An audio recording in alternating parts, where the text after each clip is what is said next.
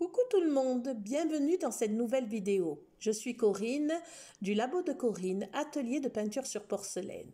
Alors aujourd'hui, j'ai eu envie de reproduire un de mes dessins sur un petit plat en porcelaine et notamment une fleur d'eau avec un poisson.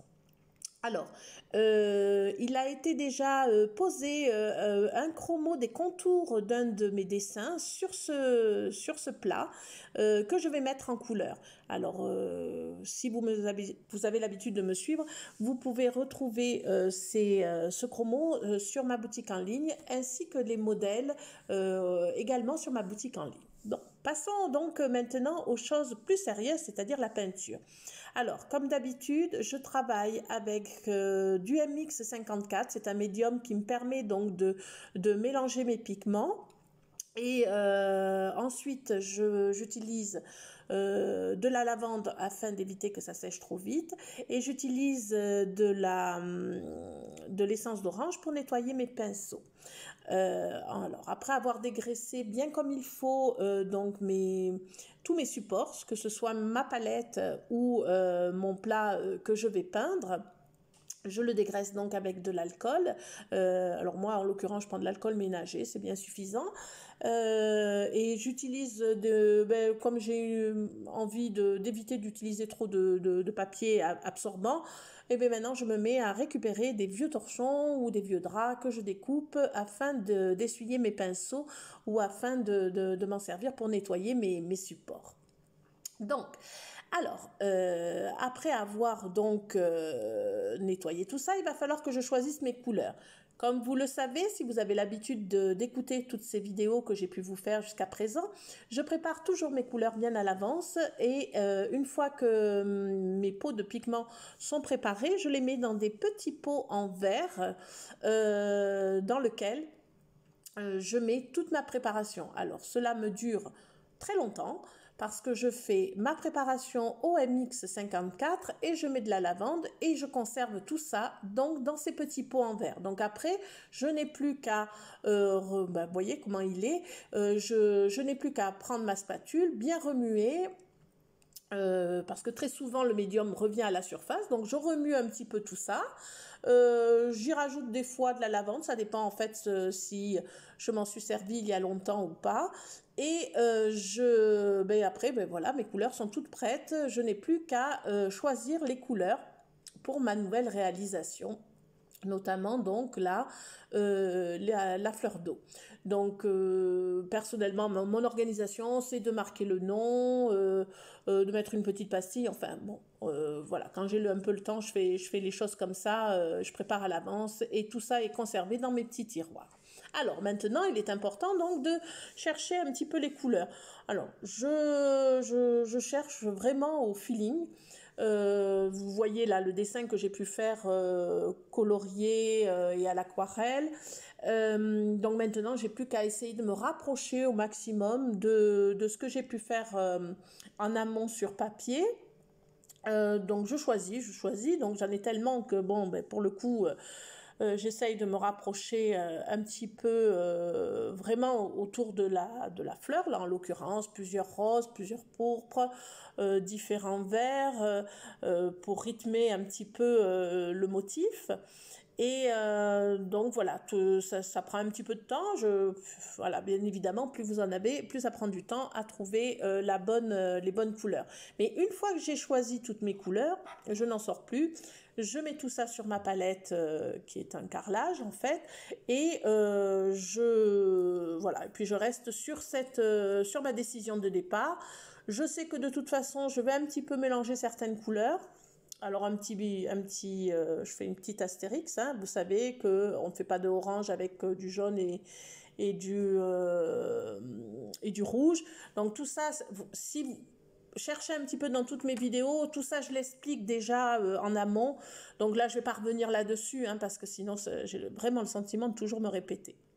Donc, ce qu'il y a, donc, c'est que je remue bien donc mes couleurs dans les pots, je sors un petit peu toutes les couleurs dont j'ai besoin, et donc je vais les mettre tranquillement sur ma palette, avec, si elles ont un petit peu sèche, je mets une petite goutte de lavande, et normalement, voilà, je suis prête pour commencer à travailler. Et j'ai toujours mon petit pot de lavande qui est prêt devant moi, où je vais tremper régulièrement mon pinceau au cours du travail. Donc voilà. Moi j'ai mis un petit peu en accéléré parce que bon, ça a été quand même une peinture, c'est pas fait en 5 minutes, hein, donc si tout ce temps-là, il fallait bien quand même qu'à un moment donné, je mette en accéléré la vidéo. Donc voilà le sujet. Toutes les couleurs sont donc posées. Il ne me reste plus qu'à choisir donc avec quel pinceau je vais peindre. Donc souvent j'utilise des pinceaux soit en marbre soit synthétique, ça c'est ce que j'aime bien. Et n'oubliez surtout pas que ma méthode à moi de travailler, la méthode je dirais entre guillemets de Corinne, c'est de fondre les couleurs avec des petites brosses.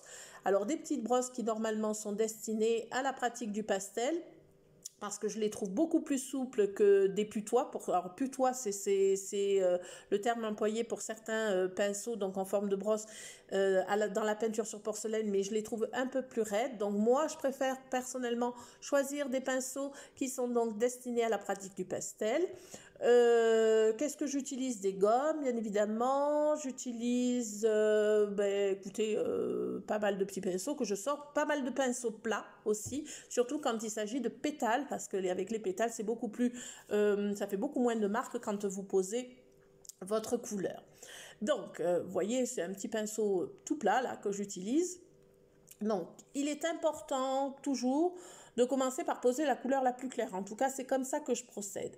Je prends ma couleur la plus claire, je vais passer dans... Alors là aussi, c'est quelque chose que je répète à chaque fois sur les vidéos, mais là aussi, commencez toujours par ce qu'il se trouve le plus en arrière-plan. Et puis... petit à petit, crescendo, vous arrivez vers le premier plan. Alors, pourquoi on fait ça? Parce que ça permet de ne pas abîmer ce qui se trouve devant. Très souvent, je me rends compte qu'au cours de mes cours, les personnes ont tendance à faire les détails avant même d'avoir fait la base du travail. Donc, quand il s'agit de base, donc on met la première couleur qui est claire, ça reste une base aussi. Et puis après, petit à petit, je vais apporter les couleurs au fur et à mesure de plus en plus foncées. Alors, ma petite brosse, elle, c'est-à-dire que on va l'appeler quand même putois, hein, mais bon, mon petit putois là, qui doit rester toujours sec, jamais trempé dans aucun liquide, c'est vraiment du travail à sec, en fait, une brosse sèche sur de la peinture mouillée, mais bon, à sec, va me permettre de fondre les couleurs entre elles. Alors, c'est un geste assez léger, ne le tenez pas du tout comme un pinceau normal, essayez de prendre du recul avec ce pinceau pour avoir vraiment la légèreté du geste, avoir vraiment, presque, il faut que votre coude soit en l'air pour ne pas avoir à avoir d'appui. Vous savez qu'en peinture sur porcelaine, si vous appuyez trop, vous arrachez la peinture. Donc, il n'est pas nécessaire de poser votre bras sur la table. Il faut que vous soyez légère. Donc, je vous conseille vraiment de lever le coude et vous verrez que les choses, vous aurez moins d'appui dans le geste. Parce qu'on me dit souvent, oh, c'est dur, j'y arrive pas.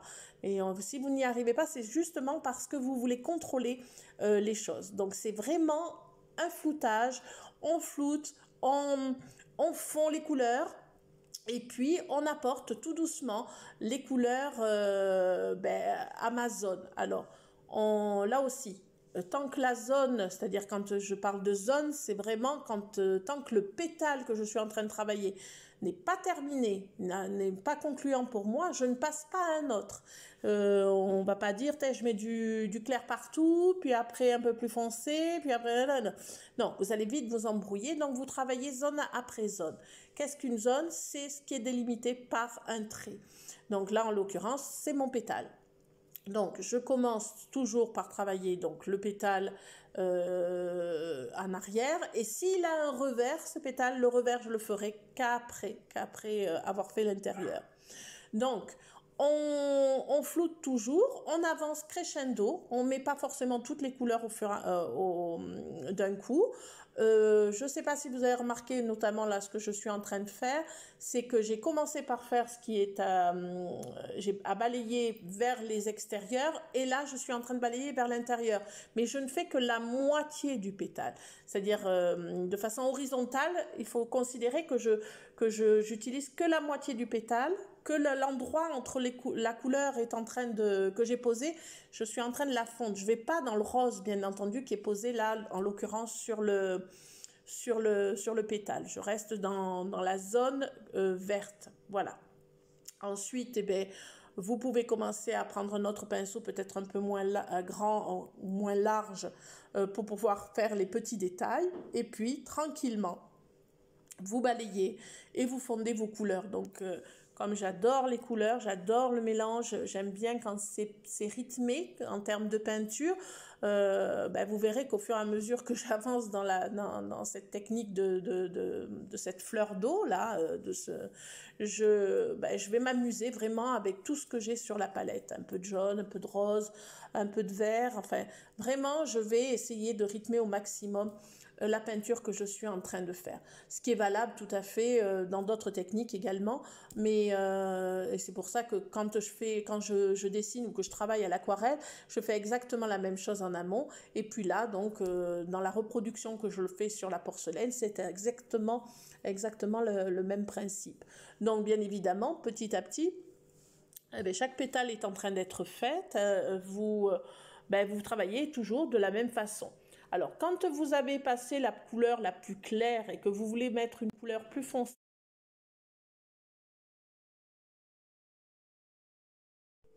bon, apparemment, j'ai eu un petit problème au niveau de mon micro. Donc, mais je vais reprendre à partir de là. Donc, comme je vous disais, donc, quand vous voulez par-dessus la couleur claire mettre une couleur plus foncée, je vous conseille de tenir votre pinceau de façon horizontale à votre support. Parallèle au support, parce que plus vous allez le tenir droit, plus vous allez arracher la peinture qui est dessous.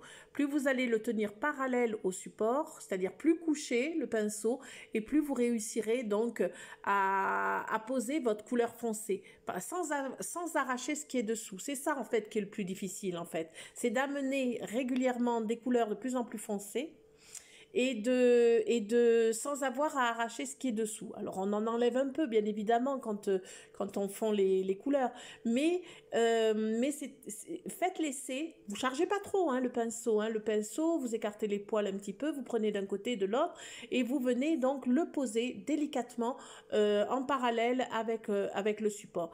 Vraiment, c'est un conseil que je vous donne, essayez en tout cas pour celles qui veulent pratiquer, ceux et celles qui veulent pratiquer cette technique, cette façon de faire. Et vous verrez que vous prendrez de plus en plus plaisir. En utilisant un pinceau, en serrant vos doigts trop serrés vers le bout du pinceau, finalement vous contrôlez votre geste et finalement vous n'arriverez pas à avoir cette légèreté. Alors, il est évident que c'est la pratique qui fera que vous progresserez. Et que vous comprendrez le pourquoi du comment, enfin le pourquoi vous faites ça. Et ça, c'est un véritable exercice en fait, d'essayer de tout faire en même temps en fait. Très souvent, je dis à mes élèves, je leur dis... Écoutez, c'est vous qui êtes les artistes, c'est vous qui devez vous exprimer. On fait pas, on cherche pas à faire simplement de la mise en couleur. On essaye d'exprimer des choses. Donc en fait, ça peut être vraiment révélateur pour vous d'avancer petit à petit, travailler un petit peu avec ces techniques-là. Vous prendrez sûrement beaucoup de plaisir à jouer avec vos couleurs. Voilà, beaucoup plus que si vous dites, je fais mon rose pâle, je vais cuire, et puis après je vais mettre mon rose plus foncé ou mes autres couleurs plus foncées, puis je vais recuire. Enfin, là, ça vous évite vraiment de passer toutes ces étapes de cuisson. Mais c'est évident qu'il va falloir à chaque fois vous entraîner. Alors là, je parle vraiment aux gens qui ont l'habitude de suivre mes vidéos et qui parfois peuvent être découragés parce que j'ai souvent des messages. Mais je comprends pas, j'y arrive pas, pourquoi moi ça arrache tout, pourquoi quand je pose ma couleur ça va pas. Bon, donc vraiment, je tiens à vous rassurer au travers de celle-là de vidéo d'essayer au maximum de suivre ce conseil-là. Hein. Donc, si je fais une petite conclusion, on passe la couleur la plus claire. Ensuite, essayez de prendre, quand vous avez des grosses zones, essayez de prendre plutôt donc des pinceaux plats.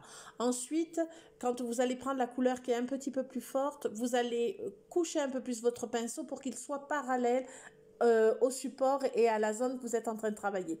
Vous allez déposer la couleur sans trop de couleur non plus. Vous allez ensuite prendre votre brosse à balayer et vous allez donc fondre les couleurs en allant vers les extérieurs, surtout pas vers l'intérieur, vers les extérieurs. Vous tournez votre support pour que chaque fois, quand vous balayez, vous allez vers vos extérieurs. Bon, je m'emballe, mais comme vous le savez, je suis une passionnée de ce que je fais et de la méthode dans que je travaille. C'est pour vous décortiquer réellement le geste. J'ai appris tout au long de ces années, grâce à mes élèves, à décortiquer le pourquoi je faisais ce geste-là, de cette manière-là. Je faisais des choses de façon tellement instinctive que je ne me rendais pas compte à quel point il était important de décortiquer les gestes pour pouvoir les transmettre et les expliquer. Donc, c'est grâce aux personnes qui viennent à l'atelier, vraiment, je les remercie, mais qui me posent la question, mais comment tu fais ça? Alors, comme si on faisait un ralenti, en fait, un véritable ralenti de son geste, on devient conscient de ce que l'on fait. De façon en fait instinctive et donc c'est pour ça que je cherche vraiment à vous partager ça au travers de ces vidéos et puis pour que vous preniez plaisir petit à petit et puis peut-être que cette méthode là vous fera avoir une nouvelle vision de la peinture sur porcelaine parce qu'il y a tellement de visions de la peinture sur porcelaine, c'est pas des choses figées hein, la peinture, hein, quel que soit le support hein. Il y a tellement de manières de traiter les choses et toutes sont belles mais voilà, ça c'est encore une nouvelle façon peut-être pour vous, un nouvel apprentissage peut-être à essayer de comprendre en tout cas la manière dont personnellement je procède. En tout cas, bon, ben, je parle pas mal, mais c'était important. Après ces quelques mois où je suis restée sans vous faire de vidéo, finalement, vous m'avez manqué, mais quelque part, j'étais tellement prise par tellement de projets, beaucoup de dessins, l'idée de faire donc ces chromos où il y a que les contours, parce que j'ai beaucoup de gens aussi qui me disent qu'ils ne savent pas dessiner, que quand ils donc, quand par exemple, il reporte au carbone le dessin, ben, ça bave. Bon, enfin, donc j'ai essayé de trouver des tas de solutions. Tout ça, je vous conseille vraiment d'aller me suivre sur les différents réseaux, que ce soit Instagram, Facebook, de comprendre tout le cheminement de cette année, en fait, par rapport à ça, pour vraiment que ce soit le plus... le plus adapté en fait aux élèves. Après maintenant plus de 20 ans, je pense que c'était le moment idéal pour ça, d'essayer de trouver de nouvelles solutions, de nouvelles manières de faire pour simplifier et puis que le plus grand nombre puisse se mettre à peindre. Et puis bon, apparemment, tous ces dessins que je réalise ont l'air de plaire, en tout cas plaisent en ce qui concerne mes élèves. Donc je me dis, ben, pourquoi pas plus loin, pourquoi pas vous qui êtes derrière votre vidéo, vers votre écran, en train de regarder faire. Donc ça permet soit de le reproduire, bon, vous-même, parce que vous savez faire vous-même les choses et que vous savez dessiner et que ça vous sert d'inspiration. Et ça, vraiment, c'est super. Mais que surtout, les personnes qui ont du mal, qui ont du mal à passer le cap en se disant oui j'y arriverai pas, moi c'est pas pour moi, pour que les choses soient le plus simplifiées possible. Donc voilà, donc c'est pour ça que là il y a pas mal de nouveaux dessins, en tout cas, sur lesquels, un peu comme un cahier de coloriage, je dirais bien, où ben, sur les cahiers de coloriage, vous avez les contours et à vous de les mettre en couleur. Et je trouve ça assez sympa. En tout cas, ça plaît pas mal à pas mal de monde. Donc, si vous faites un petit peu, je vous mettrai tout ça en barre de description, hein, en bas de la vidéo. Donc il y aura un petit peu tous les endroits où vous pouvez trouver des idées de dessin, des idées de chromo, des idées de plein de choses en fait.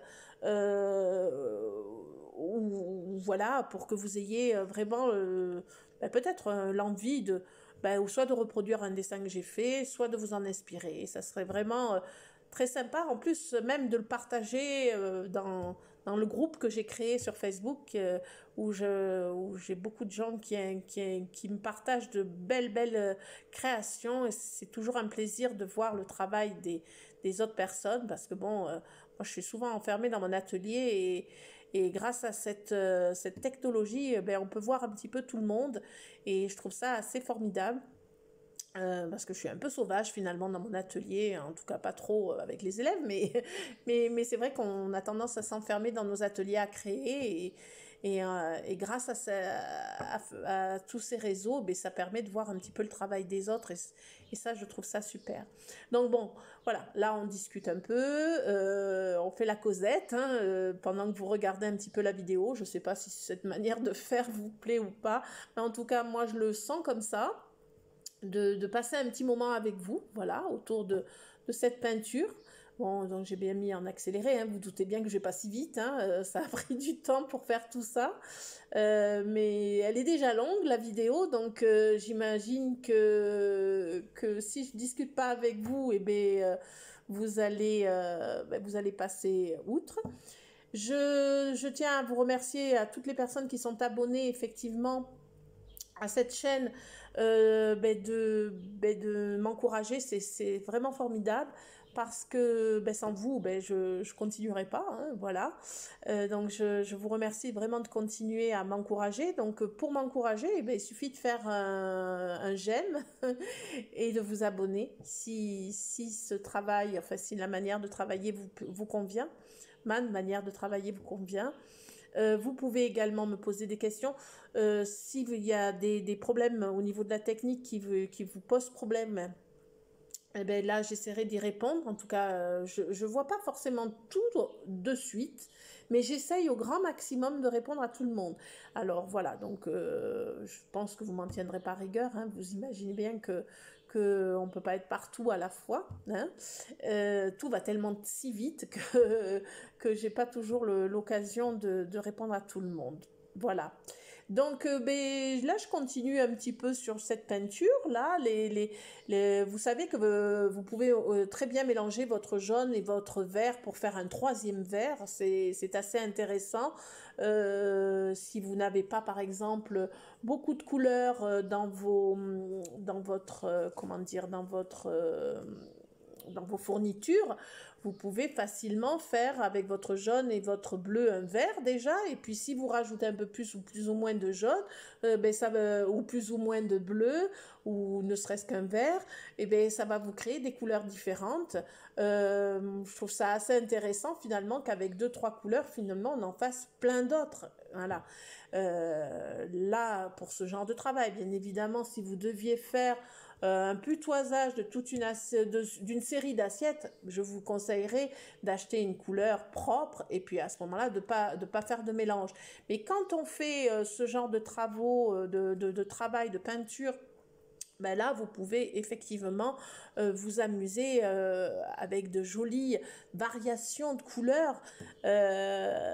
J'aime vraiment quand on rythme son travail, quand c'est pas figé, ça donne du naturel, enfin, voilà, c'est plein de nuances et du coup les peintures sont beaucoup plus agréable à regarder quoi hein, donc voilà, donc c'est cette façon là que j'aime bien.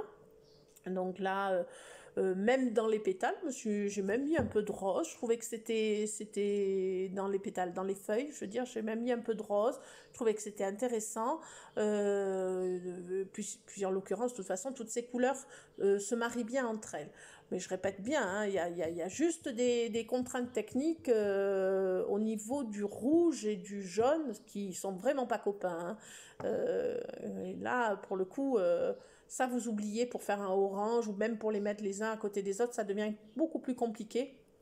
Et autant rester sur des couleurs plus neutres et au moins là, vous pouvez vous régaler sans qu'il y ait de petits grignotages de la part de notre couleur jaune. Voilà. Qu'est-ce que je pourrais vous dire d'autre mais pas grand-chose en fait, hein, que ce travail, voilà, enfin, j'ai peint donc tout au long de cette vidéo, donc là, cette peinture, enfin cette fleur d'eau. J'ai mis après beaucoup en accélérer la vidéo parce que sinon ça serait trop long, même pour le poisson.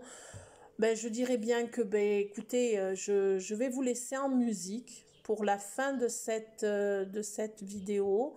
N'hésitez surtout pas, ben, écoutez, à vous abonner et à faire vraiment ce petit pouce. C'est vraiment ce qui me permet, moi, de continuer. Puis, en plus d'être encourageant, ben, ça permet... Vous pouvez partager aussi la vidéo, hein, parce que j'imagine bien que si vous peignez, peut-être que vous peignez avec des amis, peut-être que vous êtes dans un club, peut-être que vous... Voilà, peut-être que ça peut intéresser quelqu'un. Bon, après tout, hein, voilà, faites plaisir autour de vous si ça peut intéresser quelqu'un. Donc voilà, je vous invite vraiment à partager cette vidéo. Et puis bon, ben, je crois que je vous ai plus ou moins tout dit en termes de technique. Voilà. Et puis si jamais ben, j'ai pas répondu à tout, eh ben, c'est le bon moment pour m'envoyer un petit message ou pour m'écrire sur le dessous de cette vidéo dans les commentaires. Et puis au moins, voilà, comme ça, au moins je pourrai répondre. Si vous avez des questions qui n'ont rien à voir avec cette vidéo concernant la peinture sur porcelaine, vous pouvez aussi, hein, il n'y a pas de souci, hein, si je peux y répondre, parce que bon, hein, voilà, j'ai mes limites, je suis comme tout le monde. Mais si vous voulez me poser d'autres questions, il n'y a pas de souci. Là aussi, je vous répondrai et peut-être même que ça fera peut-être ça permettra peut-être de faire une nouvelle vidéo, qui sait. Voilà, en fonction. Après, c'est une question de temps. Je vous avouerai que c'est... Voilà, je passe beaucoup de temps avec mes élèves dans les ateliers, que ce soit ici ou même à l'étranger. Donc c'est pour ça que voilà, je pas toujours... j'avais un peu plus de temps...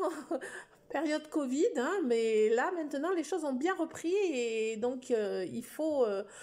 voilà, j'ai un peu moins de temps pour vous faire de nouvelles vidéos, mais bon, mais ça vous devez tous le comprendre, on est pris dans un tourbillon, mais bon, vous avez quand même pas mal de vidéos à visionner même avant pour celles qui me découvrent, ceux et celles qui me découvrent, qui vous expliquent déjà pas mal de choses. Après, voilà, en termes de technique, vous verrez que c'est quand même toujours plus ou moins la même que je travaille. On ne se change pas, hein, on fait... Voilà, je ne suis pas très technique moderne, genre... je fais pas trop les techniques... oui, dites modernes avec, comment dire, avec des lustres et choses comme ça. Là, je sais qu'il y en a qui le font très très bien et moi, c'est pas trop mon truc. Alors, voilà, donc ça, non, ça, je pense pas que je ferai des vidéos là-dessus. Je suis beaucoup plus axée sur le dessin, voilà. Ou de temps en temps, je fais de la peinture intuitive avec un gros lâcher-prise et vous verrez bien sur d'autres vidéos que j'aime bien faire ça aussi. Mais ou le mélange des deux, ça aussi c'est pas mal.